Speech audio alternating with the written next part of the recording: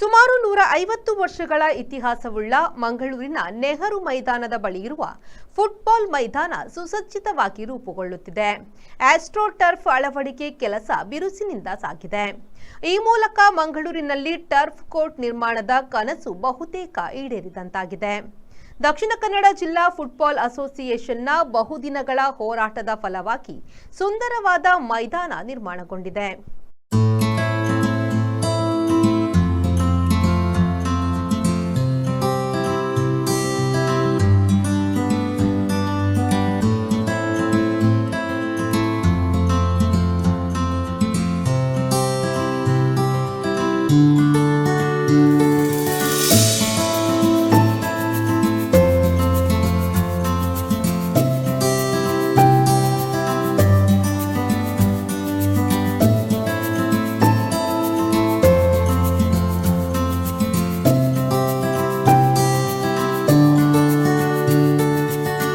ಮಂಗಳೂರಿನ ನೆಹರು ಮೈದಾನದ ಬಳಿ ಇರುವ ಫುಟ್ಬಾಲ್ ಮೈದಾನ ಇದೀಗ ಸುಸಜ್ಜಿತವಾಗಿ ರೂಪುಗೊಳ್ಳುತ್ತಿದೆ.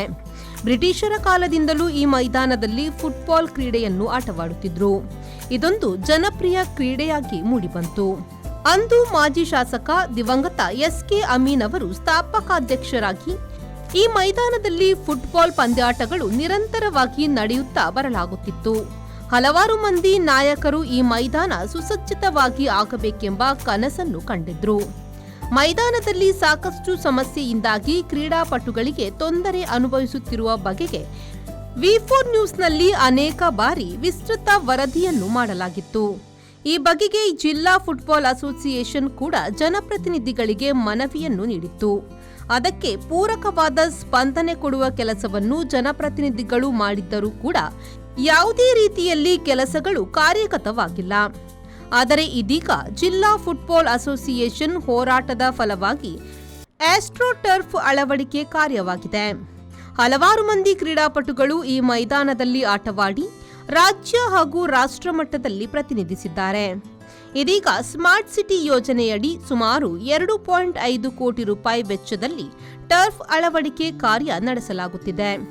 ಸರಿಸುಮಾರು 90,000 ಚದರ ಅಡಿ ವಿಸ್ತೀರ್ಣದಲ್ಲಿ ಮೈದಾನಕ್ಕೆ ಆಸ್ಟ್ರೋ ಟರ್ಫ್ ಅಳವಡಿಕೆ ಕಾರ್ಯ ಪ್ರಗತಿಯಲ್ಲಿದೆ.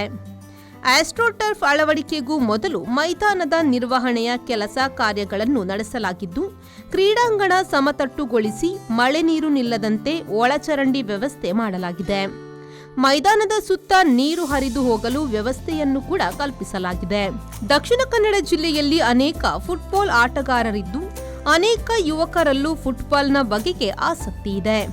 ಆದರೆ ವಿವಿಧ ಸ್ಪರ್ಧೆಗಳಲ್ಲಿ ಭಾಗವಹಿಸುವ ವೇಳೆ ಟರ್ಫ್ ಮೈದಾನದಲ್ಲಿನ ಅನುಭವದ ಕೊರತೆಯಿಂದ ಹಿನ್ನಡೆಯಾಗುತ್ತಿದೆ. ಸಾಮಾನ್ಯ ಮೈದಾನ ಹಾಗೂ ಟರ್ಫ್ ಅಳವಡಿಸಿದ ಕೋರ್ಟ್ಗಳಲ್ಲಿ ವ್ಯತ್ಯಾಸವಿರುವ ಕಾರಣದಿಂದಾಗಿ ಮಂಗಳೂರಿನ ಫುಟ್ಬಾಲ್ ಮೈದಾನಕ್ಕೆ ಟರ್ಫ್ ಅಳವಡಿಸಬೇಕೆಂಬ ಆಗ್ರಹ ಅನೇಕ ವರ್ಷಗಳಿಂದ ಇತ್ತು. ಇದೀಗ ಮೈದಾನಕ್ಕೆ ಟರ್ಫ್ ಅಳವಡಿಸಲಾಗುತ್ತಿದೆ. ಸುಮಾರು 12 ಅಡಿ ಎತ್ತರವಿರುವ ತಡೆಬೇಲಿ ನಿರ್ಮಿಸುವ ಕೆಲಸ ಶುರುವಾಗಿದೆ. ಬಹುತೇಕ ಕಾಮಗಾರಿ ಪೂರ್ಣಗೊಳ್ಳುವ ನಿರೀಕ್ಷೆ ಇದೆ. ಮೈದಾನಕ್ಕೆ ಟರ್ಫ್ ಅಳವಡಿಸುವ ಕಂಪನಿಗಳಿಗೆ ಫುಟ್ಬಾಲ್ ಅಸೋಸಿಯೇಷನ್ ಅನುಮೋದನೆ ಕಡ್ಡಾಯ. ಅವರ ನಿರ್ದೇಶನದಂತೆ ಟರ್ಫ್ ಅಳವಡಿಕೆ ನಡೆಯುತ್ತದೆ. ಮಂಗಳೂರಿನ ತೈವಾನ್ನಿಂದ ಟರ್ಫ್ ತರಿಸಲಾಗಿದೆ. ಗುಣಮಟ್ಟ ಕಾಯ್ದುಕೊಳ್ಳಲು ಅಧಿಕೃತ ಏಜೆನ್ಸಿಯ ಮೂಲಕವೇ ಟರ್ಫ್ ಅಳವಡಿಸಲಾಗುತ್ತದೆ. ಮುಂದಿನ ವಾರ ಇಂಡಿಪೆಂಡೆನ್ಸ್ ಕಪ್ ಪಂದ್ಯಾಟ ನಡೆಯಲಿದ್ದು, ಅದಕ್ಕೂ ಮೊದಲು ಮೈದಾನದ ಕೆಲಸ ಪೂರ್ಣಗೊಳಿಸುವ ಗುರಿ ಹೊಂದಲಾಗಿದೆ.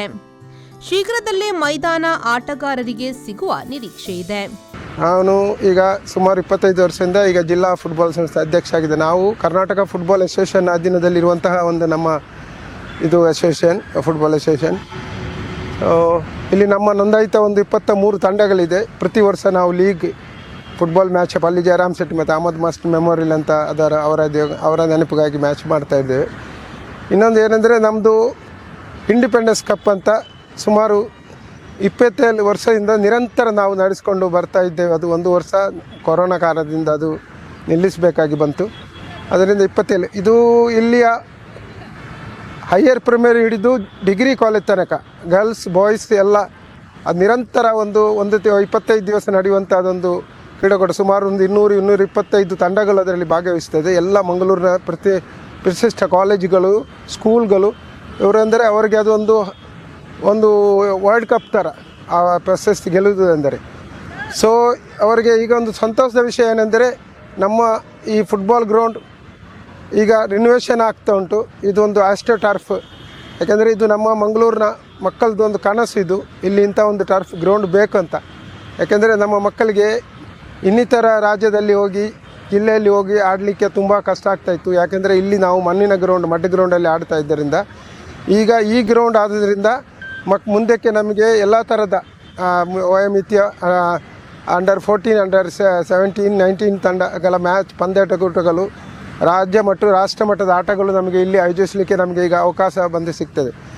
ಈ ಒಂದು ಕ್ರೀಡಾಂಗಣವನ್ನು ಸ್ಮಾರ್ಟ್ ಸಿಟಿಯ ಅವರ ಇದರಲ್ಲಿ ಆಗ್ತಾ ಉಂಟು.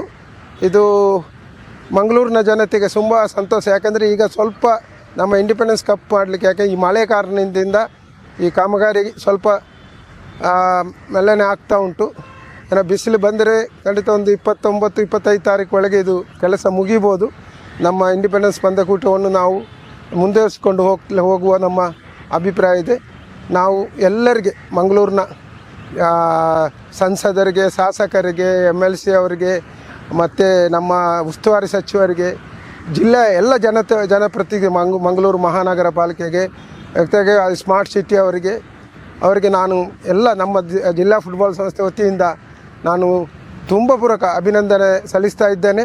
ಇದೊಂದು ಉತ್ತಮ ಅವಕಾಶ ನಮ್ಮ ಮಕ್ಕಳಿಗೆ. ಯಾಕೆಂದರೆ ಈ ಒಂದು ಹಾರ್ಟ್ ಆಫ್ ಸಿಟಿಯಲ್ಲಿ ಇರುವಂಥ ಒಂದು ಕ್ರೀಡಾಂಗಣವನ್ನು ಈಗ ಎಷ್ಟು ತಡವಾದರೂ ಒಂದು ಒಳ್ಳೆಯ ದರ್ಜೆಗೆ ಬಂದಿದೆ ಅಂತ ನಾನು ಹೇಳಲಿಕ್ಕೆ ತುಂಬ ಸಂತೋಷ ಪಡ್ತೇನೆ. ಇದರಲ್ಲಿ ಎಲ್ಲರಿಗೆ, ಇಡೀ ಮಂಗಳೂರಿನ ಜನತೆಗೆ ಅಭಿನಂದನೆ ಸಲ್ಲಿಸ್ತೇನೆ.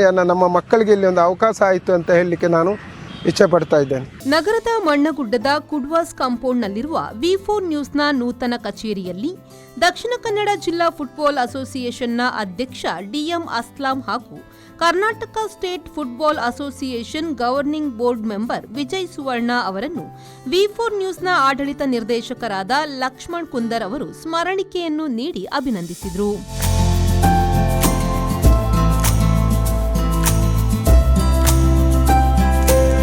ಒಟ್ಟಾರೆ ಮಂಗಳೂರಿನ ಫುಟ್ಬಾಲ್ ಮೈದಾನಕ್ಕೆ ಸುಮಾರು 2.5 ಕೋಟಿ ರೂಪಾಯಿ ವೆಚ್ಚದಲ್ಲಿ ಟರ್ಫ್ ಅಳವಡಿಕೆಯ ಮೂಲಕ ಸುಸಜ್ಜಿತವಾದ ಮೈದಾನ ರೂಪುಗೊಳ್ಳುತ್ತಿದೆ. ಈ ಮೈದಾನಕ್ಕೆ ಜಿಲ್ಲಾ ಫುಟ್ಬಾಲ್ ಅಸೋಸಿಯೇಷನ್ ಮತ್ತು ಕ್ರೀಡಾಪಟುಗಳ ಹೋರಾಟ ಫಲವಾಗಿ ಸುಂದರವಾದ ಮೈದಾನವೊಂದು ನಿರ್ಮಾಣಗೊಳ್ಳುತ್ತಿದೆ. ಆ ಮೂಲಕ ಜಿಲ್ಲೆಯ ಹಲವಾರು ಮಂದಿ ಕ್ರೀಡಾಪಟುಗಳಿಗೆ ಉತ್ತಮವಾದ ಮೈದಾನ ಸಿಕ್ಕಂತಾಗಿದೆ.